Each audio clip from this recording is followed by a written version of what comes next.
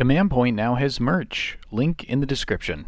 Warzone Studio was kind enough to send out a couple of their battle mitts for us to review, and I have to say, you guys, I absolutely love them. The mats we received have the Kill Team layout on them, making it quicker and easier to place objectives and terrain pieces to create a good play experience. The mousepad material the mats are made from is an upgrade from the foldable cardstock boards that you are used to seeing come in Kill Team boxes. So make sure to check them out, and thank you to Warzone Studio for sponsoring this video.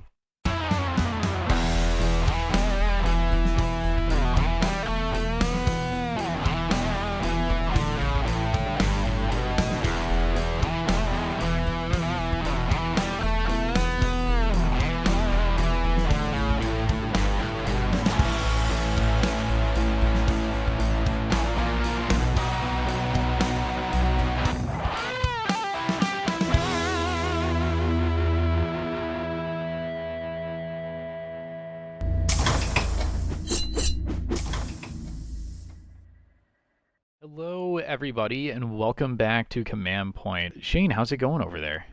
It's going pretty well. I'm excited to talk about these new teams Yes. for the Termination box.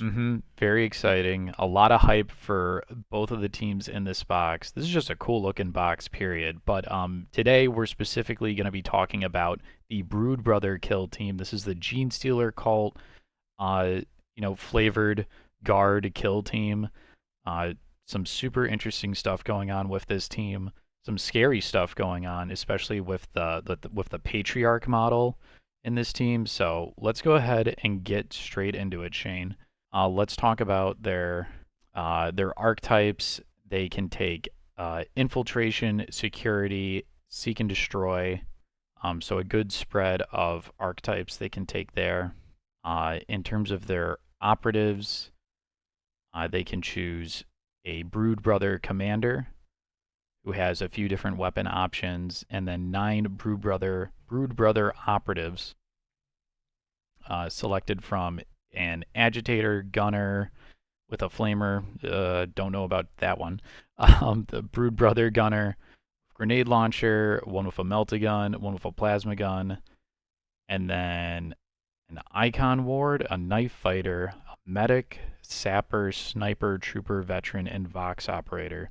And then it also has 3 Brood Brothers operatives slash tactical assets selected from the following list: 2 psychic familiars, which counts as 1 selection, a magus, which counts as 2 selections, a patriarch, which counts as 3 selections, Brood Brother trooper, interference 2, lookout 2, and reinforcement 2. And then other than trooper operatives, your kill team can only include each option opposite once. It cannot include more than 3 gunner and sniper operatives combined.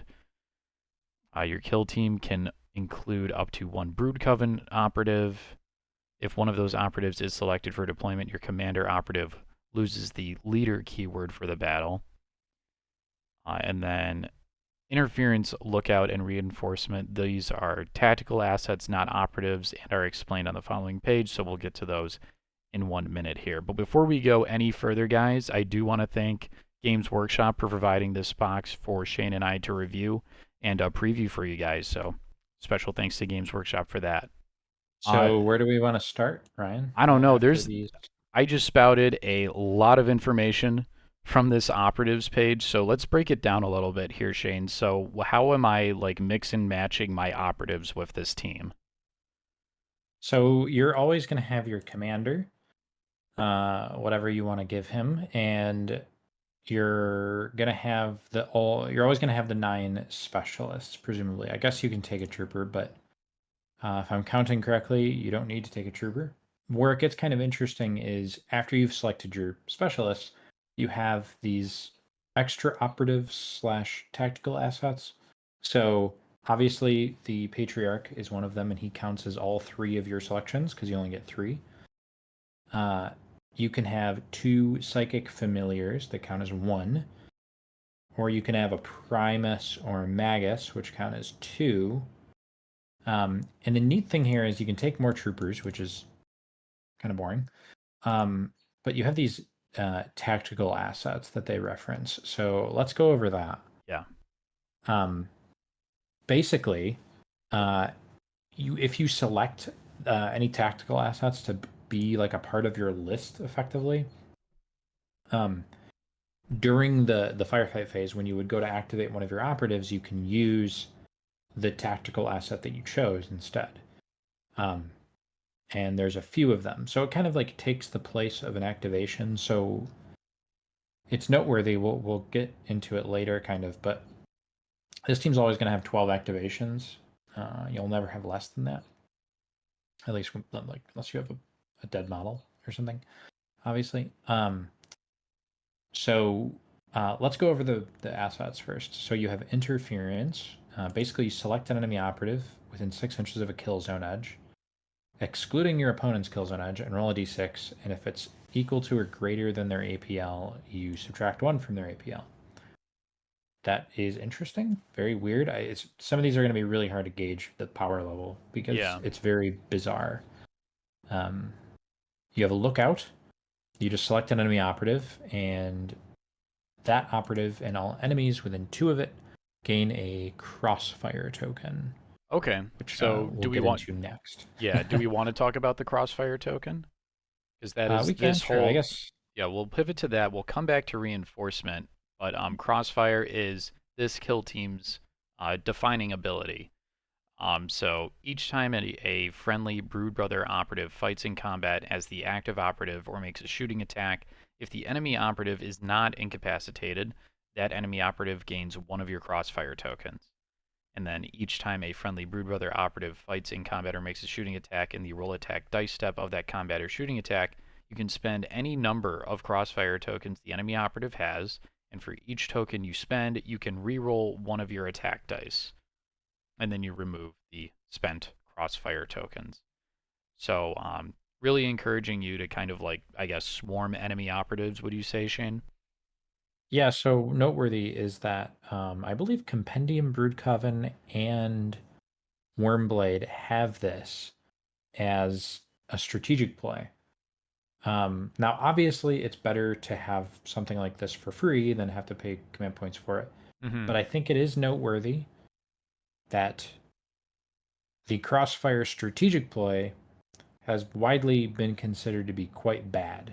Okay. Um, Typically speaking, if in Kill Team, I mean, Kill Team is a very lethal game, Mm-hmm. right? If you are shooting something, you want it to just be dead. You don't want to have to worry about, you know, it living. And Yeah. then, because presumably, if you shoot something and it lives, it might get another chance to activate and it might get the chance to kill you. Um, so, a faction ability that kind of revolves around trying and failing to kill something so that the next time you try to kill it, it's maybe easier doesn't excite me a ton if I'm being totally honest. Especially considering if you attack something and it lives, there's a good chance that you hurt it, or maybe you brought it close to death. In which case, the threshold for killing it is much lower the second time around, and you are less likely to even need the rerolls granted from the Crossfire token. Mm-hmm. So again, you're not paying for it. It's built in, it's passive. Ideally, you might be racking these up as the game goes on, but I think also even more ideally, you never ever need to use them, right? So I don't love a faction ability that in a perfect world you're never using. Okay. Um, so I'm going to be honest, I don't love Crossfire. Not a Okay. huge fan. Now, we'll get into some other stuff later where this team can like um, get easier access to Crossfire tokens, like with the Lookout tactical asset here. And maybe there's ways to mitigate it, but in a vacuum, don't love the ability. All right. So, last one we have here on the list of tactical assets this team has is reinforcement. Set up one new friendly Brood Brother Trooper operative with an order of your choice, wholly within 6 of your kill zone edge, and not within engagement range of an enemy operative. Of an enemy operative. Activate it, and it's treated as having performed the normal move action. Then continue its activation as normal. You cannot use this tactical asset more than once per battle. That friendly trooper operative doesn't need to be on your roster and can't have any equipment. And then there's some rules regarding narrative play for it. So Shane, what do you think of this one? You just set up. a single Broodbrother Trooper operative, it looks like. Yeah, so I think that there's going to be some value into using this sometimes. I mean, I can tell you the use case that I can think of for it. On some boards, first of all, it's just going to be kind of useless.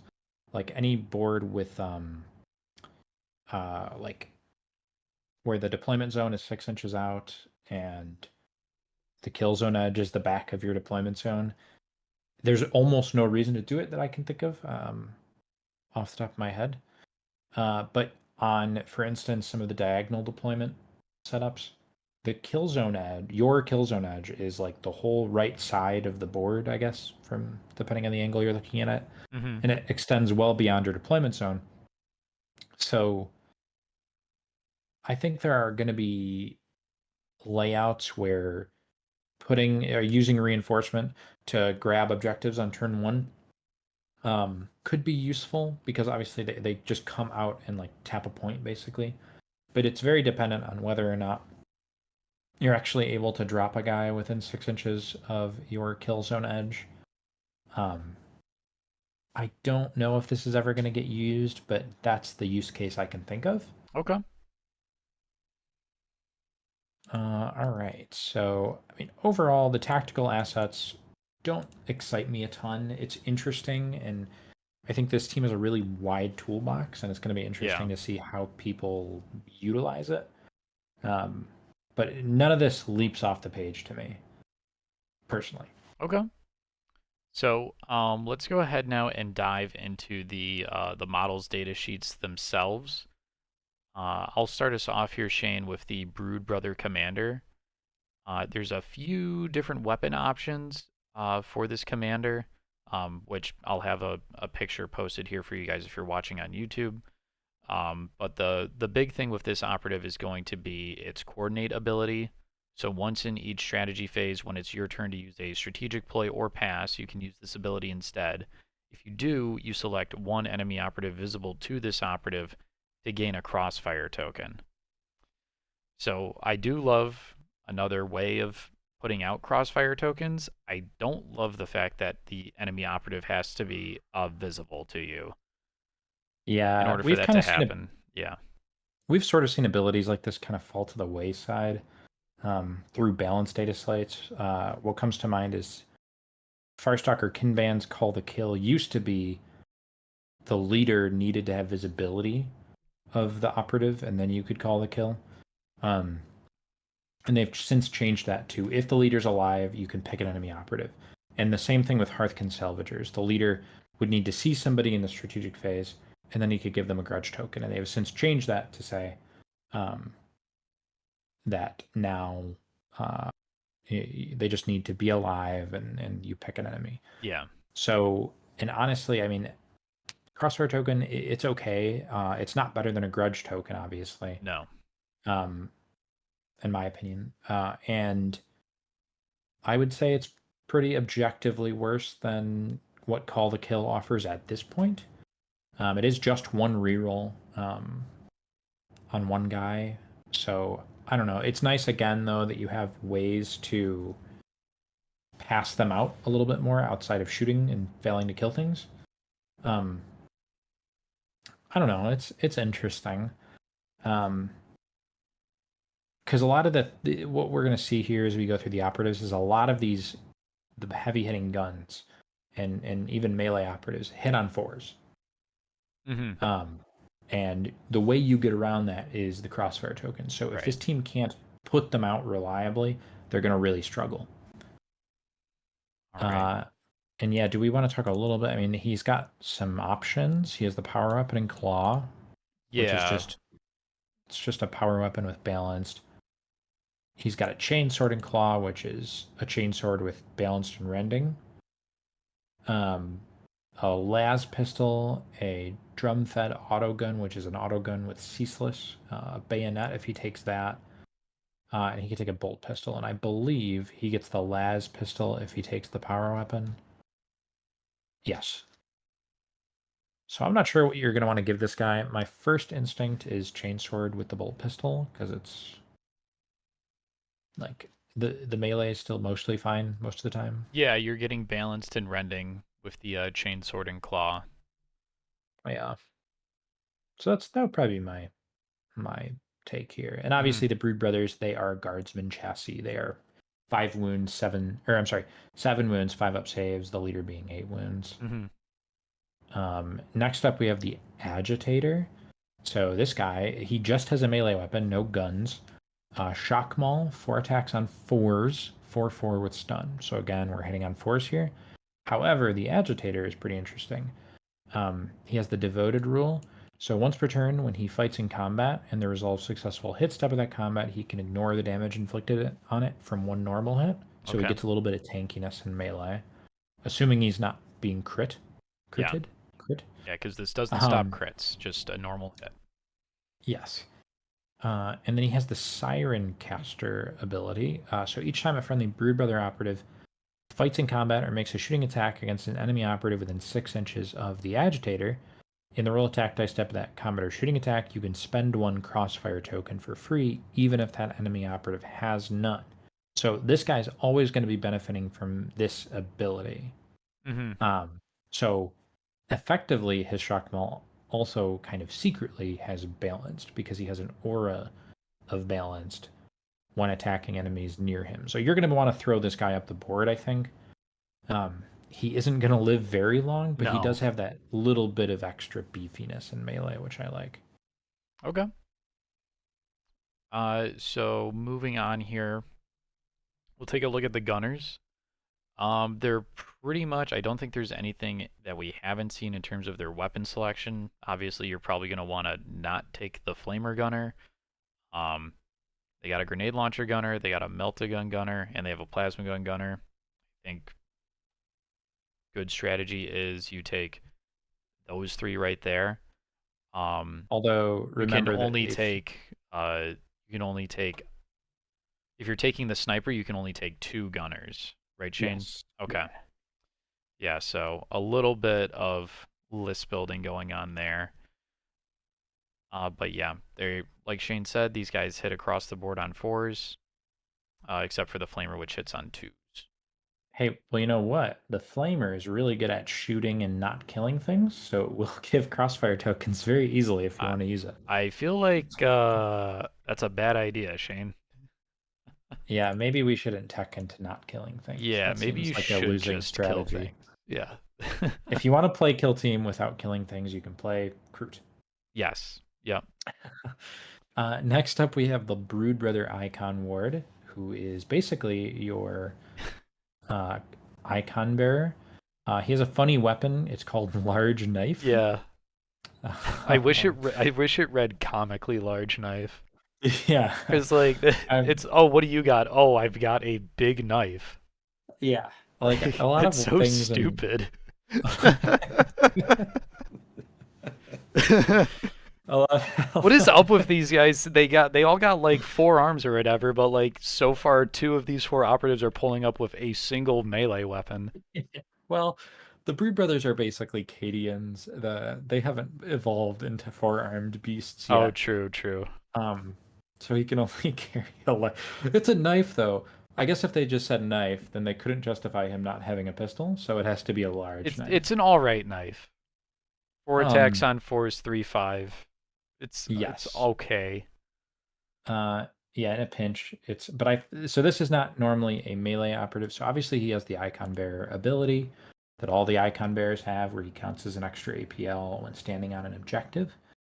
But he also has the Brood Mind Devotion ability. So once per turn, when a ready, friendly Brood Brother operative would be incapacitated within 6 inches of him, you can use this ability. If you do, before they die, it can perform a free action, excluding fight and mind control, which we'll get into later. And you can change its order to do so. It's then incapacitated as normal, and then you can't use the medic if you do this. So this is actually kind of good. Um, I mean, if you just put him within 6 inches of like a threat, um, and it dies, then that threat is like guaranteed to do something. It's kind of cool. Um, yeah, and it doesn't say anything about. Oh no, okay, it says ready friendly, so you can have like a plasma shoot within 6 inches of this guy and end his activation, and then die and then shoot again. Okay. Yeah. Pretty interesting though. I think Novitiate's Reliquarius, who nobody uses, has this ability, but you have to roll a 4 up or something for it to go off. Okay. This is obviously much better than that. Yeah. So I like that. And what do we got next, Ryan? So next up, we have got the Brood Brother Knife Fighter. There's The a lot of knives. knives on these team on this team here, but this guy's knives are actually cool. So he's got poisoned fighting knives, 4 attacks on threes, 3/4 with lethal 5 and relentless. He has assassin, so this operative can perform the charge action while it has a conceal order. Such a good ability. And then he also has counterattack. So each time this operative fights in combat in the resolve successful hit step, each time your opponent resolves a successful hit, then enemy operative suffers 1 mortal wound. Interesting. So an interesting little trade piece who can easily move up the board, not Yeah. get So shot like, off the board immediately, and kind of get stuck in. But that's all I see him as is a trade piece. yeah, I mean, deceptively good damage output because like he Mm-hmm. charges somebody, probably crits them for 4, and then they either parry and then he hits them again, or they hit him, take a damage, and then he hits them for 3 or 4 again. Yeah. So he can be doing like 8 to 9 damage like very easily. So I think he's kind of cool. I like that. Mm-hmm. Just a nice little knife little guy. Nice little Just a guy. knife little guy. Yeah. Um, yeah. Again, though, no gun. I Nope. can't really complain about that though, because let's be honest, if he had a gun, it would be like a las pistol or something useless. So Yeah, and you literally like would just not use it because you want to keep this yeah. guy in conceal until he's in melee anyway. Yes. Next up, we have the medic Ryan, who is well, he's got the medic ability. He can revive guys. He brings them back if they die within 3 inches of him. He can't do it to the patriarch though, who we will talk about later. Um, and they come back, I believe, with 1 wound remaining, which is pretty normal. And they can do that dash, but they got to finish within 1, and then you subtract 1 from their APL. He also has a heal. He can't heal the patriarch. 2d3 if he does it within 1 inch. And then the Gene Needler, I think, is the only other noteworthy thing on this card. It is a melee attack. It's 1 attack that hits on a 4, 5, 7, lethal 5 up, limited. First of all, I think this is the first limited melee weapon we've ever seen. Yes. I don't think there's another limited melee weapon. He just carries around a syringe that he will possibly shank you with for 7 damage. Kind of funny. This is gonna catch people. Yeah, but I think. I mean, my first thought is, oh, this guy can one shot like a veteran guardsman, which is Yeah, something. Um, it is something. it's funny. Yeah. Just a cool 7 Let's damage. yeah, let's talk about a more interesting model, Ryan. We got the Sapper next. Yeah. So the sapper, oh my gosh, the keywords on this weapon. All right, so he's armed with a demolition charge, 4 attacks on threes, damage 5, 6, range 6, blast circle or blast 2, AP 1, indirect, limited, unwieldy. He That also has a, unwieldy at the end just yeah, kills it it for just, me. yep, same. He has final defiance. If this operative's wounds are reduced to 0 or less, it can perform a free explosives action before it's incapacitated. So we'll talk about the explosives unique action now. So explosives 1 AP. The first time this operative performs this action during the battle, place your explosives token visible to and within 1 of this operative. The second time this operative performs this action during the battle, each operative within a circle of that token suffers 2d6 mortal wounds. This operative can only perform this action twice and cannot perform it while within engagement range of an enemy operative. Man, Shane, okay. He also has grenades. This operative is equipped with frag and crack grenades, and they do not cost any equipment points for this operative. So that part's cool. Um, Shane, I really am so not about this like explosives action, uh, because Yeah, it can't it's be having it not be able to be performed while within engagement range. I think is kind of silly with the Final Defiance thing because it's like, okay, I'm just gonna charge and kill this model every time. yeah, I mean, if you could do the action twice, I like there would be ways to do it, but like let's be honest, if like the play really is you move dash, like you give him a third APL with the comms, Mm-hmm. and then you move dash explosives, Mm-hmm. and then they you hope they don't move with outside of 2 inches, and then kill you, meaning willingly probably kill their own guys, and then you get to do explosives again, and then you roll 2d6 and hope you don't roll snake eyes. Um, but the thing about it is, if you have 3 APL, you're going to be using it to move, throw the demolition charge. Yeah, exactly.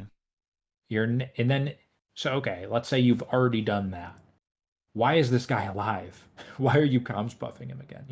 Mm-hmm. Um, the uh, demolition charge. This is dynamite. It's the exact same profile as Commando Dynamite, which is pretty cool. Yeah, Um, it's got the unwieldy. It's got AP1. It's got blast circle. It's 5/6 damage. 4 shots on threes. Dynamite's strong, and this is dynamite you don't have to pay equipment points for. So, just true. honestly, you can ignore explosives entirely. I would say, um, unless you're like last activation, like running up to a custodian guard and planting it, and then hope you win initiative and then blow them up. Like I could see that, but also like just throw the demo charge at him, right? Yeah, Like I get that 2d6 mortal wounds is like free damage, but come on, let's not be silly here, right? yeah.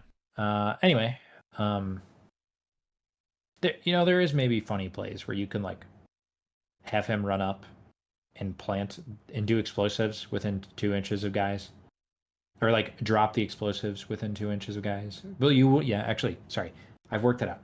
You move him up within 2 inches of an enemy. You plant the explosives, Uh-huh. and then you have your grenade launcher shoot the enemy with the blast profile and try to kill your own sapper, so that way he can do the explosives action. And then if you didn't kill the guy with the first shot, He gets a then crossfire token. oh god, yeah. Well, I was gonna say hopefully the 2d6 mortal wounds does it, but yeah, I don't know. Overall, pretty weird ability. Yeah. Let's go ahead and move on here. I'm just gonna cover the sniper here, quick, Shane. Yeah, So the sniper, he's got a sniper rifle, 4 attacks on twos, damage 3/3, heavy and silent, and he's got mortal wounds 3. No other abilities, no like camo cloak or anything like that. Just a dude with a sniper rifle. yeah, pretty much baseline sniper. We like that. Mm-hmm. Next up, you have the trooper, which is just I'm not even going to talk about it. It's just a guy with a las gun. And then there's the veteran, who I think is so he's got a shotgun. Cool. Noteworthy, it's 4/4 damage. Yeah. Would have expected 3/3. It does have the long range profile, which you should never use. That hits on fives and is 2/2 damage. And then he's got a bayonet and claw, 3 attacks on fours, 2/3 balance. So he's like okay. He can parry. Mm-hmm. What's neat? This guy, you know who he is, Ryan? This is like Is he the hardened from he's Vetguard? like a hardened, yeah, Yeah. because he's got a 5-up, feel no pain. He kind of has melee. He's like okay in shooting.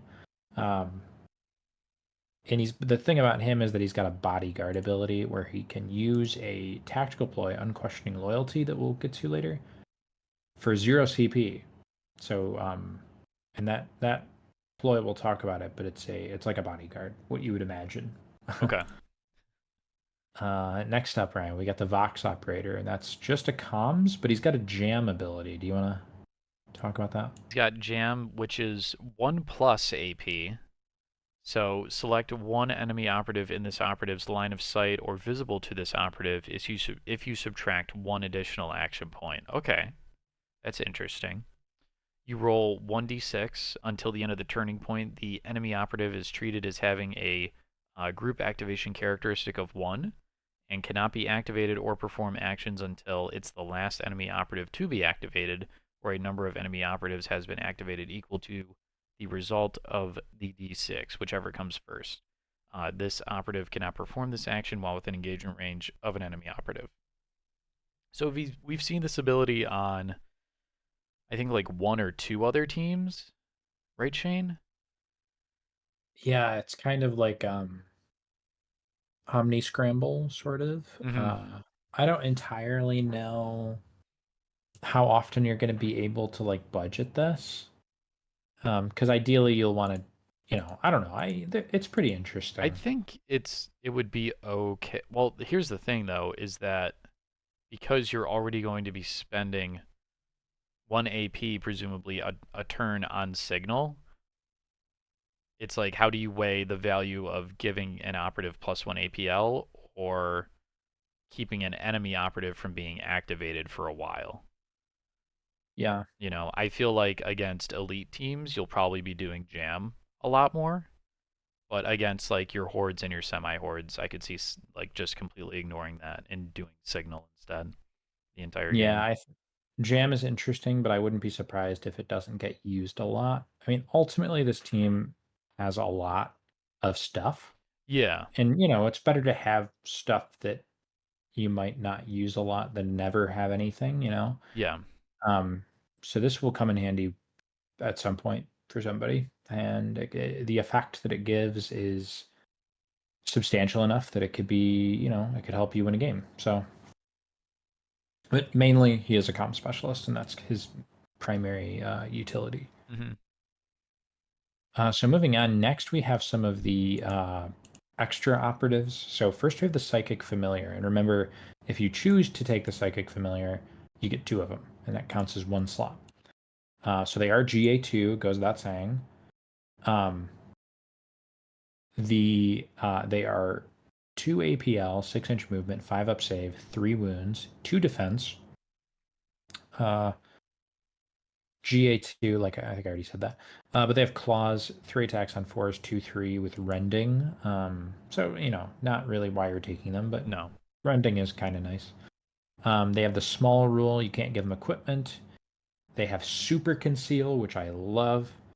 Um, and it can fall back for 1 APL. So it kind of reminds me of the plasma sites a little bit, which I love those little guys.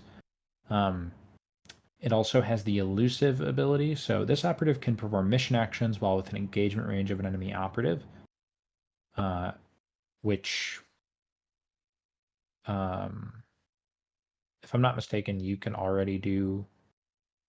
I mean, this is probably comes up in narrative, I guess, but all the competitive missions you are allowed to do the mission action in engagement range. So not very helpful there. But it can move through other operatives' bases.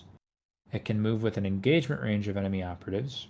It still can't finish in unless it charges. hmm, And it can finish the charge action with an engagement range of any enemy operative, which basically means that it can charge past guys. yeah, Um, so they don't fly, but these guys are just like mission action, like monkeys. You just yeah, throw them out and they like tap points and die. yep, And those are cool. Those are useful models. I actually like the psychic familiars. yeah. I don't know if I'll take them because of we'll get there. But Sure, yeah.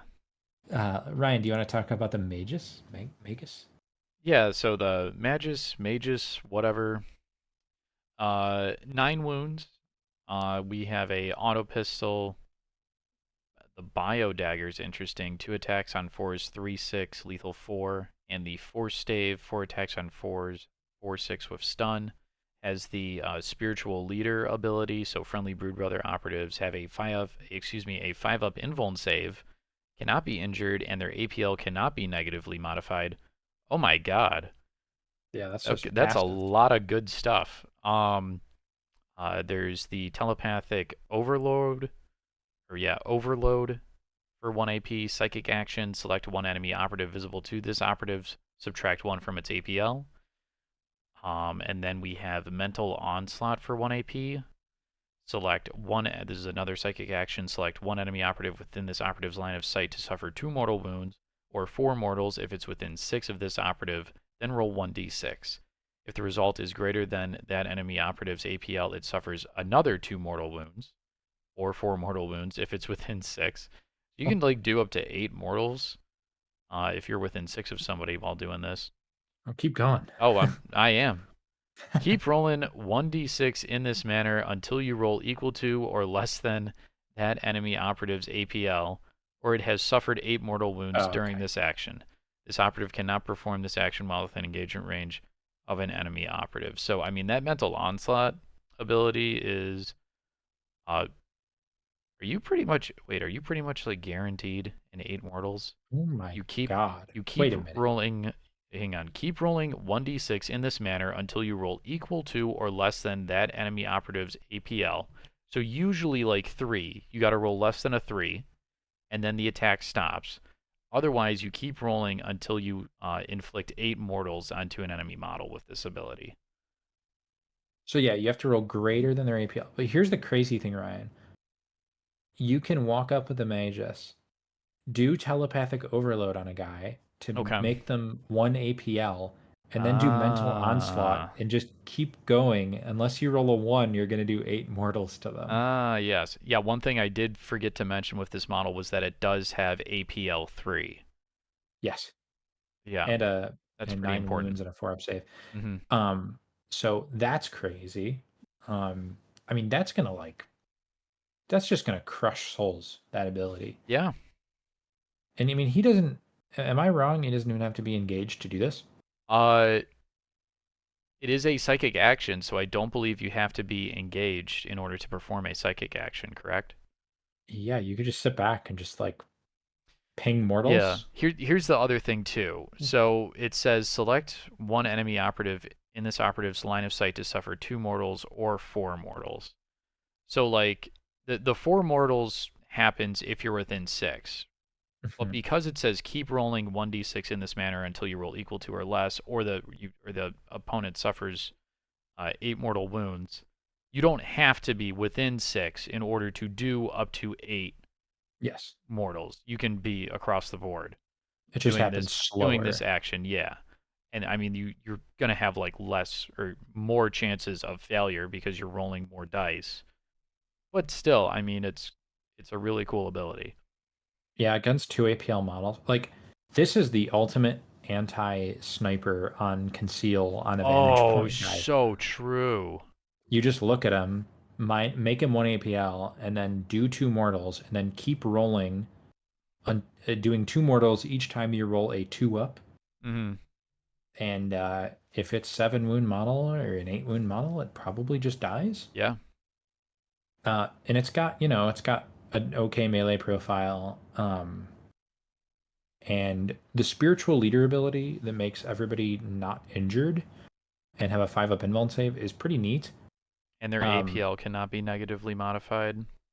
yeah, for what it's worth, if he dies, that ability does go away. Oh yeah. Um, but man, I mean, this is a good model. Yeah. I'm gonna move on though. How many We're gonna selections does he cost? He costs two, 2, I think, two of right? your Okay. three. 2 So of your 3. yeah, Okay, so you would be able to take like him and the familiars. yeah. Okay. I'm gonna skip the patriarch. We're gonna save him for last Yeah. because there's another guy here. We've got the Primus. So same stat line, 3 APL, 9 wounds, 4 up save. It's got the scoped needle pistol. Um, so there's a close range profile and a long range profile. So the close range profile is 4 shots on twos, 2 4, 6-inch range, lethal 5 up and silent. So very good. The long range profile, 4 shots on threes, 2 4, lethal 5 up silent. Also good. He's got a very good melee profile, Bone Sword and Toxin Injector Claw. So that's 5 attacks on twos, 4 5, lethal 5 up and rending. So off the bat, the Primus is more of a melee guy, or not a melee. He's more of a like an offensive guy in general. Like he gets in the fight compared to Yeah. the to the Magus. He has the Fist of the Patriarch ability, which basically means he can shoot or fight twice, so going even further into that. And he has the Mastermind ability, so once per turning point after rolling off to determine initiative, you can add 1 to your roll or re-roll if you didn't have initiative in the previous turn. That's fantastic. You just get it every turn that he's alive. So like, Oh my god. After yeah, rolling your off to odds of determine initiative, you can do one of the following. You add 1 to your roll, or if you didn't have initiative in the previous turning point, re-roll your dice. Oh my god, that's pretty so great, strong, Shane. pretty great. Yeah. And then he has an action called Conspire.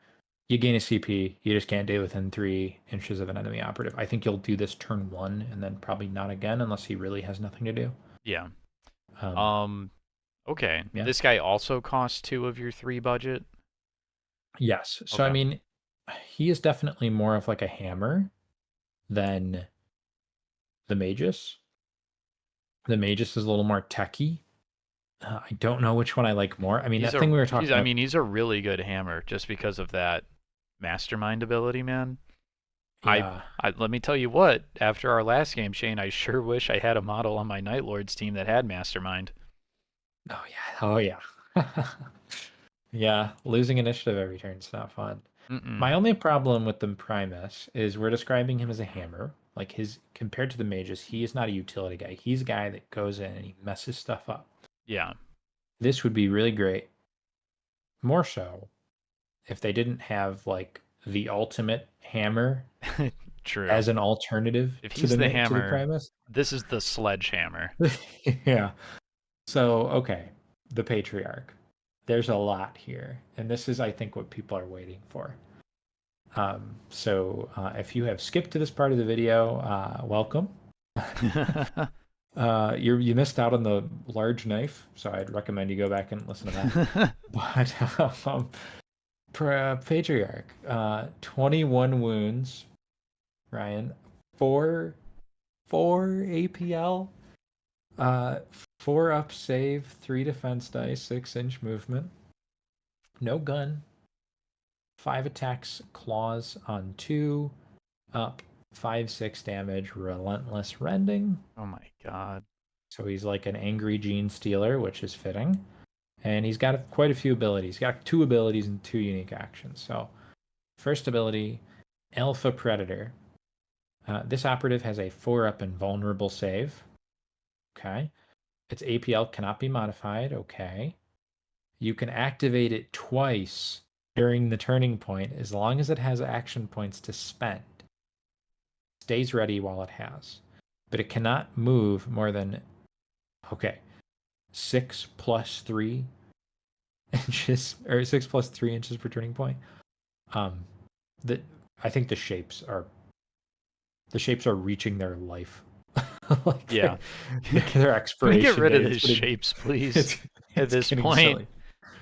Um, each time you activate it, generate as many action points for that activation as you wish from its APL. So hold on. So okay, you can activate him twice. So first of all, the team still has 12 activations if you take the patriarch. Um, I just need to read this because each time you activate it, generate as many. Okay, I see. You cannot generate more over the turning point than its APL. So if you go the first time and do 3 actions, you can't go and do like 4 actions. Okay. But yeah, kind of wild. I mean, he can move 6 inches and then charge 3 inches, right? Yeah. It cannot move more Um, than 6 plus 3 per turning point. yeah, it would Spread just have to across be. both of its activations. But I Yeah. mean, still. Ooh, that is nuts. Hmm. Um, monster ability, you can't give it equipment, and he doesn't get cover from terrain or operatives with a wounds characteristic of 15 or less. Don't have to worry about that. Let's go into the unique actions here.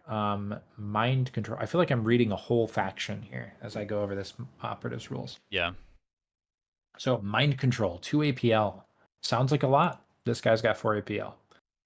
So it's it's not that bad. Yeah. Psychic action. Select one enemy operative visible to and within 2 inches of this operative. Both players roll 1d6 and add their respective operative's APL to the total. Um, if your total is higher than your opponent, you can resolve this action's effect. Until the end of the activation, that enemy operative is a friendly operative and an enemy for your opponent. Yeah, that makes sense. You can change its order, and it can perform a free action. It cannot perform an action in which it moves other than dash, in which case specify the location for your opponent to move the operative to, and you can only do this once per battle. Okay. So, I mean, let's say you pick a guardsman. The guardsman is rolling a d6 plus 2, Yep. and you are rolling a d6 plus 4. So, if you roll a 4, they need a 6 in order to not get mind controlled. And if you're all 5 up, you automatically mind control them no matter what they roll. Um, Pretty good. It's going to be hard to mind control Marines because you need to roll higher. You can't get the same. Um, but very good. I mean, you can mind control a plasma gunner, switch their order, and have them shoot their friend. Yeah, that's pretty amazing. Yeah. And then the last ability, into shadow. So change this operative's order. Yeah. You can't do it in engagement range. That's about it. So, I mean, whew, that's a lot. That's a lot to take in. Um, is this a problem? Oh man, I don't know. I mean, if it didn't have the move more than 6 + 3 per turning point, I don't know. This model's insane. I feel like you just take So, this like, one over the other two options, and it's like not even really up for debate. yeah, I mean, like, so, okay, it has 4 APL, but what is it doing with the 4 APL? Yeah, So it let's break can't down a shoot. play Yeah, it where can we're gonna shoot. maximize this model here. It can technically fight twice if you fight once in one activation and Mm-hmm. once in the other. Yeah.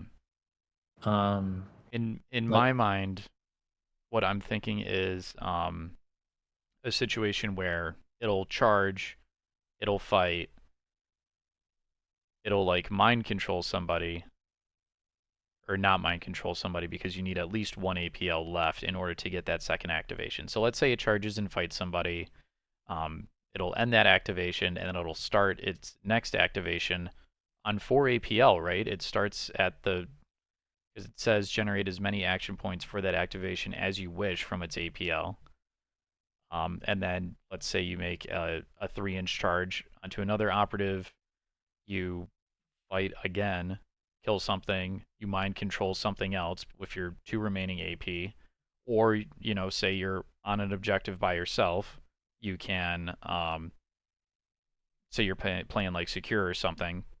You can perform the secure action, and then you can spend your last AP to go into shadow. So they have to charge you if they want to fight you now or get within 6 with something or whatever. Um, yeah, and then, or you can mind control a nearby gunner or something like you were talking about, flip his engagement order or turn his order to engage and have him shoot his buddy or whatever. So I mean, this model's freaking crazy. Yeah, it's crazy. yeah. I feel like with the amount of bodies that you have, because how many bodies are we taking, assuming that we're taking the patriarch? It's at least 12, 11. It's 11. But 11 bodies. yeah, That's a lot um, of it's a it's a lot of lot of threats bodies and a Hulk. You know. because, like, you have a few like decent melee operatives. You have 2 gunners and a sniper, or 3 gunners, and you have the demolition guy, and you have this guy. I mean, that's like a lot of threats. Hmm. Um, my favorite thought with mind control is you charge 2 guys, and then mind control um, one of them to fight the other, because you can mind control an engagement range. Doesn't say Right. anything about engagement. And you mind control them to fight his friend, and then you get combat support because he counts as friendly, and the patriarch is helping. And then after that's over, you fight and kill whoever survived that fight. Yeah. That's funny. Um, You can perform psychic actions while you're in engagement range. I believe so, Okay. unless it says you can't. I don't know. I don't often use psychic actions with my teams, so Um, but yeah, it doesn't specify that in the text of this ability. But yeah. It can do mission actions. So I mean, yeah, there's the nothing thing is, preventing like, that. I look at this and I'm like, how do I kill it if I'm playing against it? And in one go, I have absolutely no idea. Yeah, I don't think there's a model in the game that can kill this in a single activation. I think Um, maybe the only one I can think of is okay. So can supercharge or you can melta um, gun it with a maybe a melta. custodian? A custodian could theoretically. Um, I think that a yeah, okay. Like, what Max about like a damage with a Nurgle? I was gonna say Nurgle Legionary Meltagun using Malignant Aura to give it -1 defense dice, and then you just roll hot and hope he fails his coin flips. yeah. Or an Anointed. Nurgle Anointed is also kind of good here, Okay. but I don't know if it's killing this thing. Oh my god. Yeah, I mean most teams are definitely going to struggle to deal with this over the course of a single activation, if not like an entire turn. Yeah. Um, like a supercharged plasma pistol, or a supercharged plasma weapon, the most amount of damage that you're going to be putting out is 24. That's assuming that you get 4 crits. Um, and this one has 21 damage, or excuse me, 21 wounds. Yeah. So yeah, I don't know. Time Um, will tell. I mean, like a lot of people playing a lot of teams are going to think this model is way too strong. Nurgle Legionnaires back on the menu. Were they even off the menu? were they? These are I the don't know. questions that keep us up at night. So yeah, he's Goodness. pretty cool. I don't want to get hung up on him too much because I think we've talked about him to A lot, death. yeah. So let's go ahead and I guess we can talk about equipment. Yeah, do we want to do a Ploys or equipment? Let's talk about equipment, I guess, just Okay. because it's so close in Yeah. relation to the models themselves, right? And honestly, the equipment, there's not a lot to talk about here. We Yeah. have a Cult Talisman, which 2 EP. Basically, you can change your normal save to a crit save once per battle. Um, Fine, I guess. Blade has this and they never take it. Granted, I think it costs them 3, maybe. Covert Guys for 3 equipment points. Basically, you get a free dash if you're concealed in the scouting step at the end of the scouting step. And if it does, its order cannot be changed. This is kind of like the Chaos Cult has this, and Yeah. it's good. It doesn't have that last restriction, I don't believe, but this is still useful. You have a las gun, which, I mean, we were talking about how like a lot of these operatives don't have guns. Yeah. And I think that won't be a problem, as evidenced by the fact that I don't think anybody's ever taking a las gun or a las pistol, which is right No. below it. You have a hotshot capacitor pack, which basically turns your las guns into bolt guns and your las pistols into bolt pistols. Maybe you'll take that just on the virtue of like you don't have a lot of choices. And then you have a cult knife, which I think is going to be a common thing to fill out with, just for the sake of having some melee profile to parry out with on your gunners. But Yeah. and the frag and cracks don't matter because your sapper gets them for free Yeah. because he's a grenadier. This equipment sucks, but that's okay because this team is a patriarch. Yeah. um, let's go to the ploys now, the Yeah. strategic plays. Do you want to start?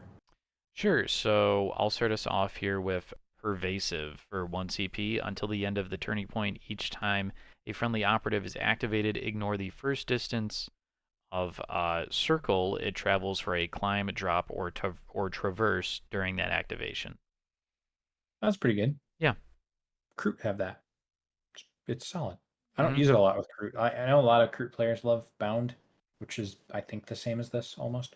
So would Um, you call this bound 2? yeah, I guess you could. Um, I don't know how often you'll be using it, but it is really good if it's set up. Like, I don't know, like you always love having it. But I've found whenever I use bound, I might just be a bad crew player, but whenever I use bound, I I'm like, man, why did I use this? I never even needed to traverse. And then whenever I don't use bound, I'm like, ah, why did I not use bound? It would have been so useful here. So Hmm. I don't know. Obviously, it's capable of being good. It's mobility. Mobility is excellent. Yeah. Um, Next, we have uprising. Okay, so uprising is really important here. Until the end of the turning point, the first time each friendly Brood Brother operative performs either the fight or shoot action in each of its activations, if its order was changed from conceal to engage at the start of that activation, the target gains a Crossfire token as soon as it's selected instead of after.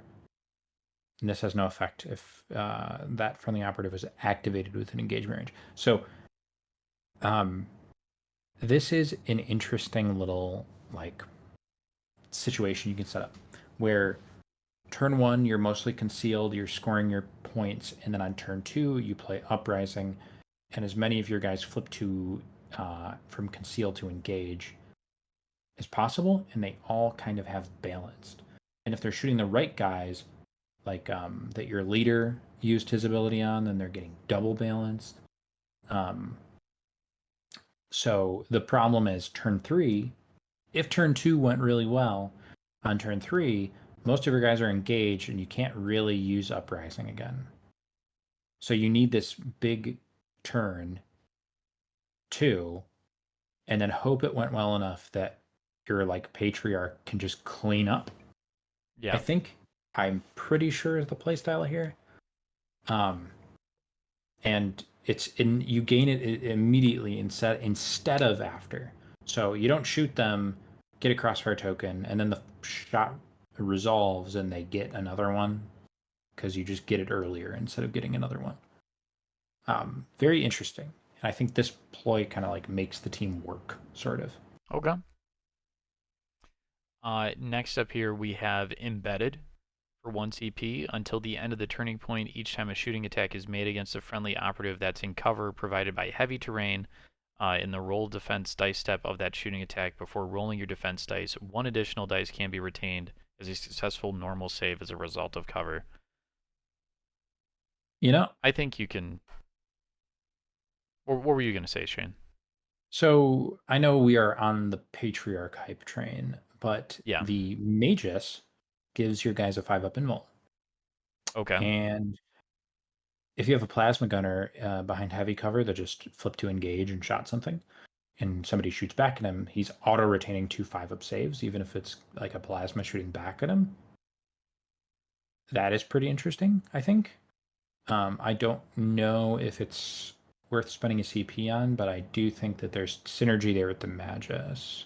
I don't know if you would take it without having that invuln, but there's like something there, maybe.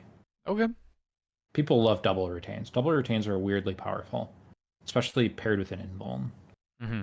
So, I don't know. Uh, Lastly, Shane.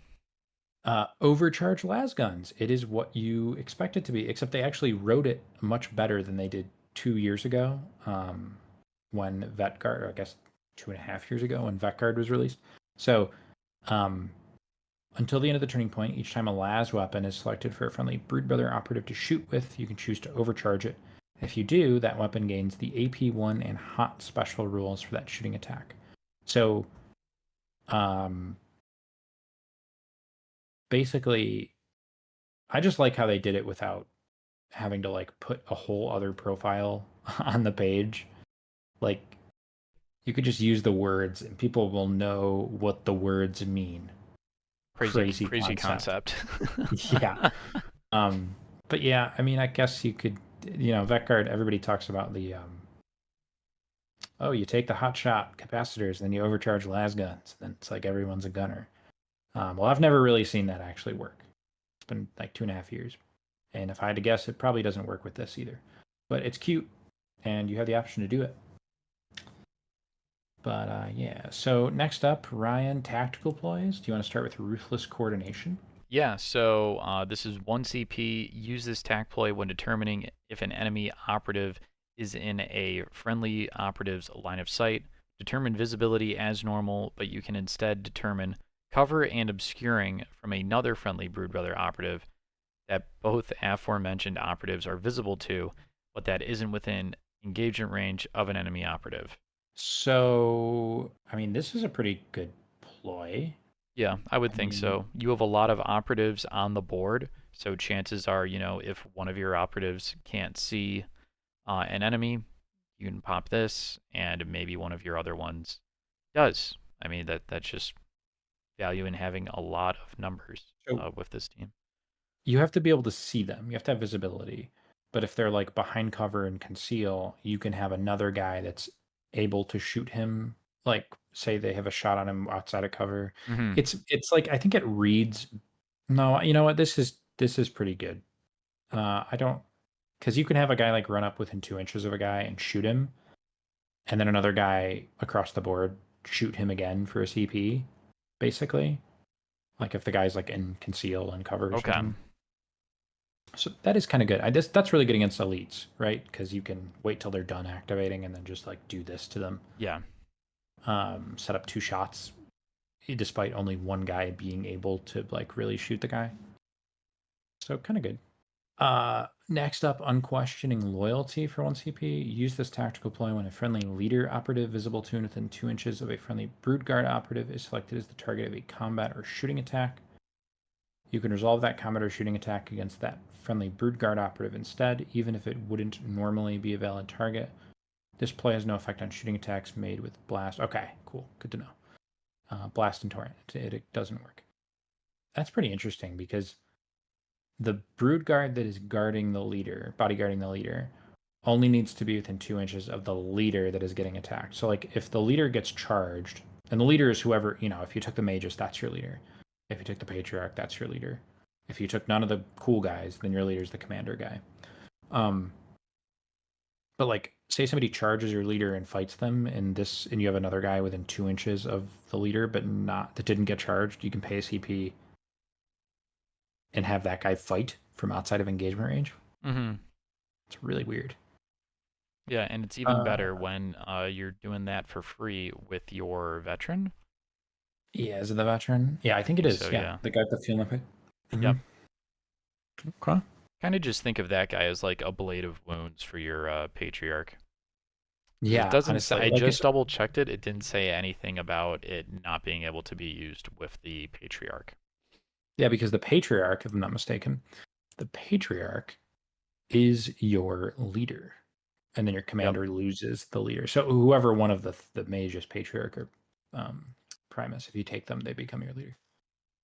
So as if it's not hard enough already to kill a patriarch, you can do this Yep. pretty good. Got to get through a guy Um, with 7 or 8 wounds with a 5 up, feel no pain. yeah. All right. Well, Ryan, idolization. 1 CP uses tactical ploy after rolling attack dice for a friendly operative excluding a leader. If a friendly leader or icon ward operative is within 6 of that friendly operative, you can retain one of your failed hits as a successful normal hit instead, or one of your successful normal hits as a critical hit instead. Um, Pretty good. I mean, if it's within 6 inches, which I like, if it was within 3 inches, that would be really unfortunate. Hmm. I mean, that kind of makes up for the ballistics. So you have like these little ways to mitigate the ballistic skill 4 outside of Crossfire, which again in a vacuum, Crossfire kind of stinks. But you can have access to Crossfire tokens a little bit easier. You can use idolization to get better shots off. Yeah, Um, I think it can you know, snowball a little bit. yeah, I like it. You're going to want to be using this with like your plasma, your most likely grenade launcher. I'm not sure how often you take the Melta because you're almost always going to be taking the sniper, right? Yeah, I I guess you could think drop the those grenade launcher for a Melta against Marines. I think it's probably against ED. Marines, yeah, but against like most teams, I almost think you want to be taking the grenade launcher just so you have longer range. Yeah, maybe. Um, All right. Well, last we have Insidious. Use this actor after an activation. Before the next activation, you can perform a free dash action with one friendly Brood Brother operative, so long as when it starts and ends that action, it's not within line of sight of an enemy operative. Hey, that's like the Mandrake play, Yeah, except it's a tactical play, so obviously not nearly as good, but that is really strong. So I mean, oh, it's so good, actually. yeah. This is a team with two APL gunners. When you think about this, this can kind of be like a pseudo. It can turn somebody into a pseudo 3 APL gunner. Yeah, I So, mean, this you could do this with your patriarch and let him charge eight yep, inches after dashing 3 inches. And then perform if a you free end your dash action. activation, the next time you activate him, you could charge another three, depending on how far you want. But so this team has great ploys, right? Um, Yeah, which I think I don't know. It's like I was gonna say it needed great plays because the models themselves aren't great, but it's like they have a they have a patriarch. patriarch, so I, it's like, what does it matter? it's that's the thing. This team is I don't know. This team could be bad or like busted, and I genuinely don't know which one. So we kind of glossed over the attack op archetypes they could take. They Yeah, get everything except for what was am it I missing? security? Recon. Recon. Recon. Okay. They don't get recon. So no recover item, but I think you probably just go seek and destroy with this team. I mean, like this is kind of like a blooded esque team. They're like blooded, right? Yes. Yep. A big Um, chonky boy, a bunch of guardsmen esque mhm. bodies, bunch of weird, wacky abilities. Yeah. Yeah, I'd say that's their closest comparison. I think people are going to compare them to Vetguard, but they feel more like blooded to me. Yeah. So, speaking of TAC ops, let's now talk about their faction specific TAC ops and see if any of these are actually worth taking. Yeah. So I'll start us off here, Shane, with clandestine elimination. Reveal this TAC op when you complete the first condition. You score victory points for doing so, which is if an enemy operative is incapacitated by a friendly operative within 6 of it, and that friendly operative is not in line of sight of other enemy operatives when this happens, you score 1 VP. And then if you achieve the first condition again, and a subsequent turning point, you score another VP. Hmm. That seems tough. I Yeah, guess I don't know. Maybe it's not. You have to do it in different turns. If you like just had to do it yeah, twice, it would be doable more so. like I feel like you could get it off like turn 2 with a few different operatives. Okay, you know who's good at doing this Who's is the that? guy that charges from conceal. Yes, yep, that's what I was thinking. The The knife what's fighter or his, whatever his name what's his is. gang name? The knife. He's literally I was gonna say the guy with the knives, and he's literally called the knife fighter. Um, yeah, so he could do this if he kills somebody. Yeah, And then I guess like if you get it with him on turn two, turn four, it can't be that hard. If you've killed enough guys, you won't be in line yeah, of sight of somebody. Maybe it's okay. I don't know. Let's read the other one. So next we have militant leadership. Reveal this tac op when an enemy operative loses a wound as a result of your leader operative. When you do, start a militant leadership tally for your kill team, adding one to the tally each time an enemy operative loses a wound as a result of your leader operative, including the first time and including if it's as a result of the mind control. That was going to be my question. And including if it's as a result of the mind control action. So if your militant leadership tally is 12 or more, you score a victory point. And if you do the first thing and your leader lives till the end of the game, you score MVPs. This is basically not worth taking unless you're going patriarch. yeah. That's what I'm thinking. Like, if you take patriarch, now flip it. If you take patriarch, is this an auto take for you? That is the next question. Because you And kill like at least 2 models from most teams with your patriarch, which you're probably going to do. You're at least netting 1 VP. yeah, and then they have to kill you. So, I mean, it's probably worth taking. Yeah, I mean, it's you either kill one Marine or you kill two of like almost anything. Um, yeah, I would say yeah. That's probably good. It's probably better than the first one. 12 is not a lot, actually. Dude, against Marines, you take the patriarch, you take this tac op, and then you take like Robin Ransack. and then Mm. you just have your patriarch just maul a space marine on an objective. You use one of his APL off of his 2 activations to switch himself back to conceal. Do like a free dash or something just to get just to extradite him from that situation, and then play keep away with this monster for the rest of the game. I like it. Like how Uh, infuriating. that's pretty good. It's just like that feels like a 4 to 5 point swing Mhm. with a single model off a single turn. Yeah. Ryan, do you want to go over meticulous preparation? Yeah. So reveal this tac op when a friendly operative performs the prepare for ascension mission action at the end of the battle. So that action is it's 1 AP. An operative can perform this action while it controls an objective marker that has not been prepared by your kill team. If it does, that objective marker has been prepared. An operative cannot perform this action while within engagement range of an enemy operative. At the end of the battle, if over half of the objective markers have been prepared by your kill team, you score 1 VP. And if friendly operatives control over half of the objective markers, you score another VP. Note that none of them need to be prepared by your kill team. This Okay. is this sounds I don't know. This is like side quest territory. Yeah, it is. It is pretty side questy. Like, The second part of it is kind of weird because it's like if friendly operatives yeah, control over half and they don't need to be prepared, you score another VP. that part's hard. I mean, you So have over four half guys of depending on your objectives at the end of the game, and that's four APL that you're putting in. Like, I know this yeah, team has a lot that's of the biggest bodies. thing with this is the EPL you have to commit for it. So, okay, how about the familiars can do this, right?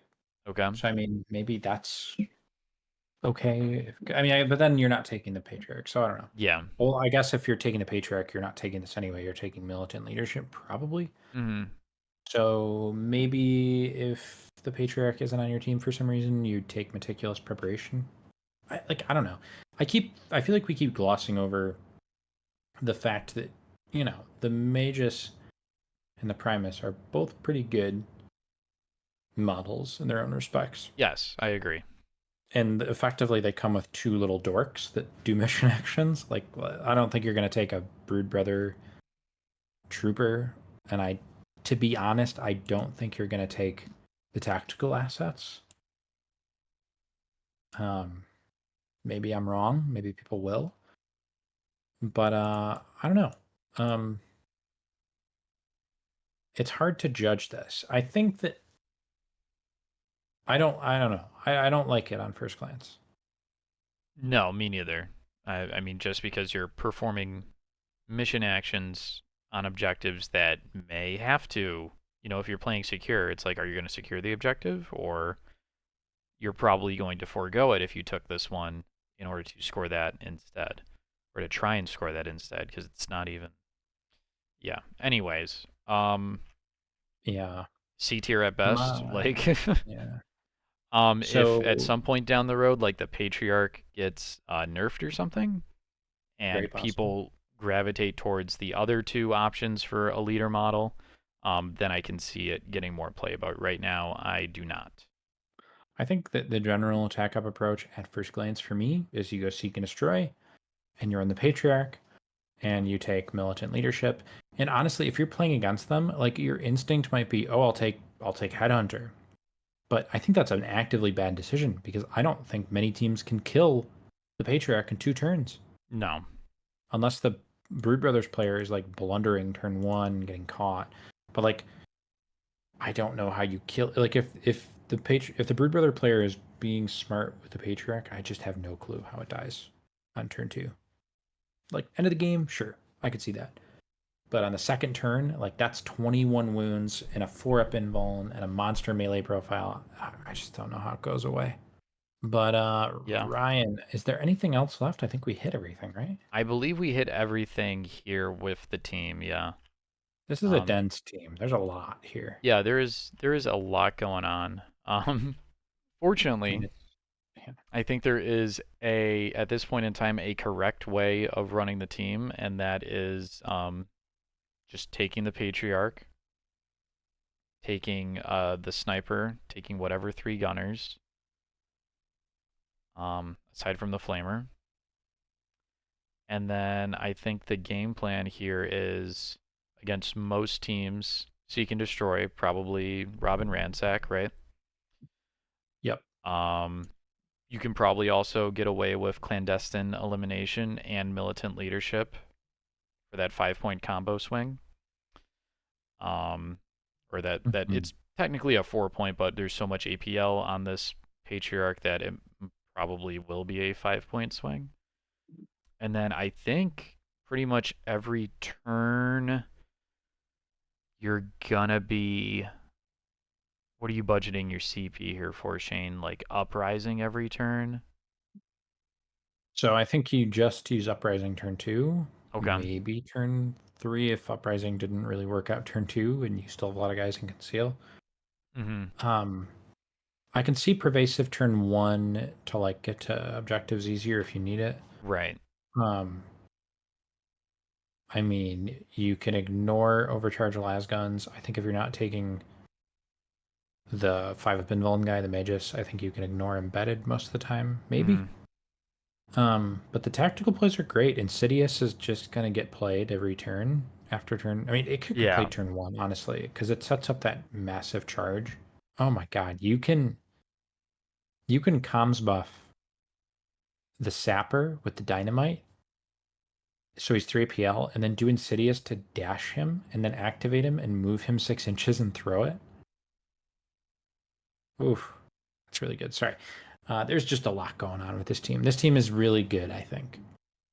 I know we were kind of dumping on them in the beginning, but That's just they because are. like the chassis for some of the models in this team are hilarious. But when it all comes together, I think this is a really good, strong team. I wouldn't be surprised if they were S tier. I don't know if they are yet, but It really all it's depends on how well people are able to deal with the patriarch, I think. yeah, I don't know. It's kind of this team is pretty interesting because it's like I don't know. I feel like if you always assume that your opponent who's playing this team is going to be taking a patriarch, and then they try to pull a fast one on you, and they're like, actually, I'm not going to take the patriarch. I'm going to take the magus and the little guys. It's like I feel like that's just a losing battle at this point, but I don't know. I yeah. think The the funny part internal is, balance in the team is a little skewed. yeah, and the funny part is though, the reason I'm thinking this might be like a really, really good team Yeah. is that even though that to me, I agree that seems clearly inferior to the Patriarch, it's still a pretty good team if you take the Magus, Yeah. Yeah. right? I mean, like if the Patriarch did not exist and this team came out with the Magus and the Primus as the only options, like Hmm. as the heroes, I would still be like, yeah, this team's solid. Yeah. Like this team has legs, but it has a Patriarch, and the Patriarch just looks crazy. Looks really hard to kill. Um, yeah, I don't know. I mean, I'm afraid of this team. So Yeah. I think everybody should be.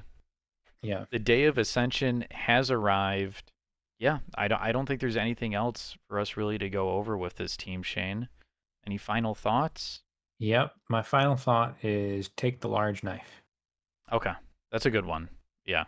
Walk softly and carry a large knife. That's Do all. you want to take that guy automatically anyway? Yeah, he's the icon ward. Yeah, you Yeah, absolutely do automatically take this guy. he's pretty Um good. all right, he makes the team really. Oh yeah. Without that large knife, this team isn't anything. Yeah. All right, guys. Thank you so much for tuning in and listening to this episode of the Command Point podcast where we broke down the Brood Brother Kill Team from the Kill Team Termination box. Keep on the lookout because coming out opposite this today is going to be the Kill Team. What's the name of the? Ernkin Oh Jaegers. yeah, the Jaegers. Sorry, the Jaeger Kill Team. So you can tell which team I'm more excited for. Um, I'm excited for the Jaegers. I think yeah, they look cool. yeah. Yeah. So be on the lookout for that one. Go and watch that right after you're done watching this. Thank you everybody who is supporting us over on the Patreon. You guys have been a great help in supporting the channel. If you want to support us and you don't want to sign up for the Patreon, go ahead and hit that subscribe button down below if you're watching on YouTube, or if you're listening on, Spotify, Apple Podcasts, whatever, give us a follow. And then come over to YouTube and subscribe so you can actually watch Shane and I talk about this. And Shane and I actually get something because through Spotify for podcasters, we actually don't get any sort of ad revenue for doing these podcast episodes. So, yeah, thank you guys so much for watching and tuning in, and we will see you all again in the next one.